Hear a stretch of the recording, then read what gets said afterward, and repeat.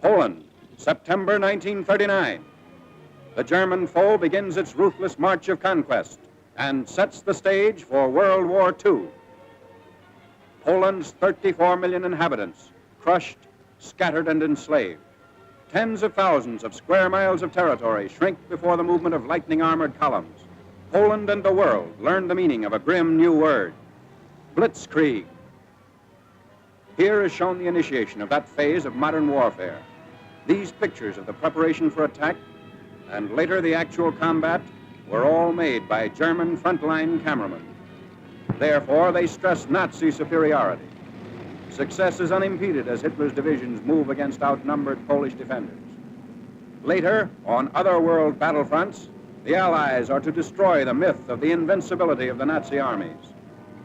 But this is Hitler at the peak of his armed might, and the record of a nation overrun in just days is of military as well as historical importance.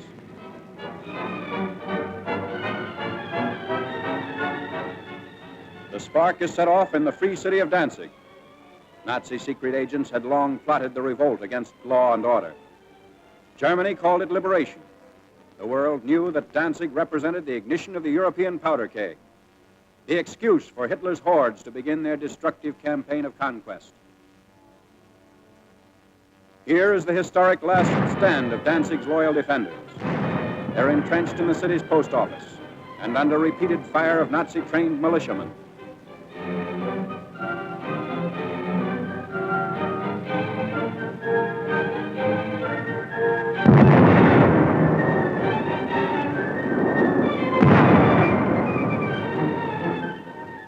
Taking cover behind an advancing tank, the attackers move in. Gasoline is sprayed on the building, and its doom is sealed.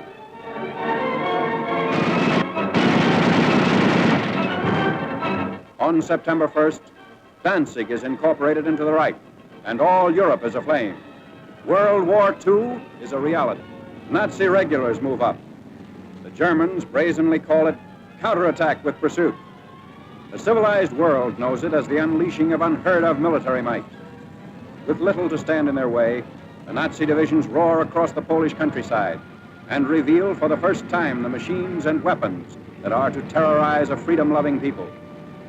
Military observers see the Nazi lightning warfare as setting the style for modern battle. Only a well-devised counter-blitz can stem the flanking and pincer movements of the wily Germans. The motorcycles bring up machine gunners for the opening of the attack.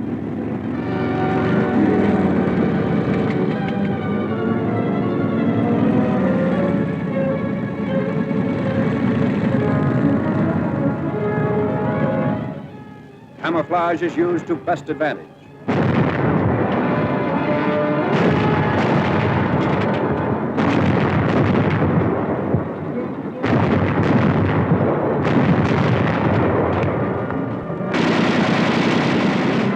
Tanks speed the advance as a Polish town is about to fall.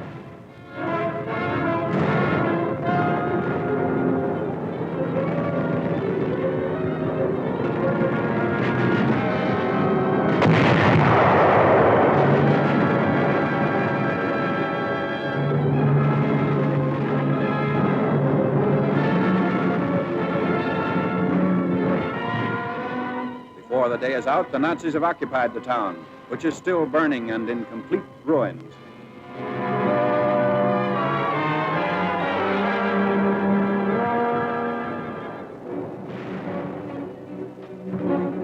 The Polish harbor of Gdynia. For the defense of this vital seaport, the Poles have sunk ships to block the entrance of German warships.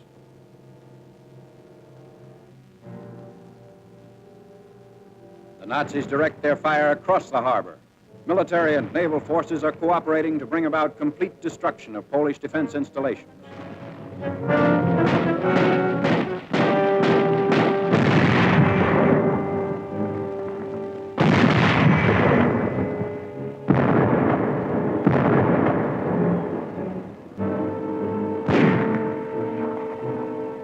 After a thorough bombardment, the outnumbered garrison of Gdynia surrenders.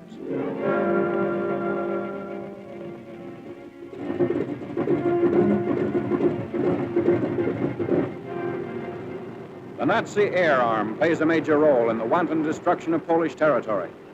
The method is now a familiar one. First, reconnaissance planes go aloft to secure valuable photographic data. The aerial pictures will show the movement and position of Polish troops, and also the undefended sectors that will supply easy targets for Nazi bombs.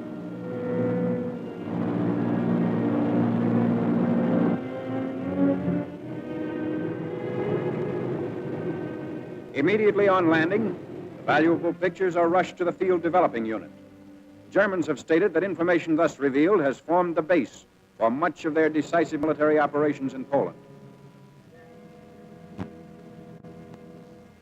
This photograph reveals a truck convoy, closely bunched at a crossroad. If proper distance and interval had been kept between vehicles, they would not be the target shown here.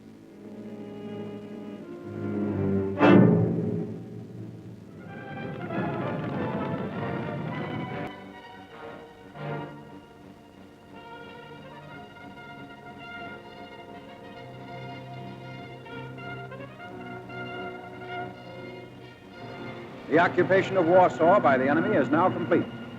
The Poles have fought bravely against this foe, but were overwhelmed by the sheer superiority of numbers and fighting equipment.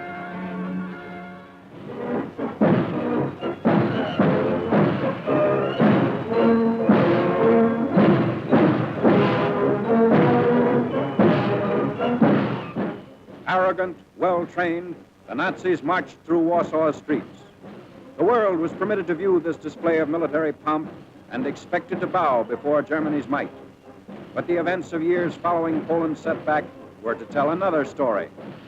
The Allies are fighting to prove that these goose-stepping legions are not supermen, that the events of September 1939 shall never happen again.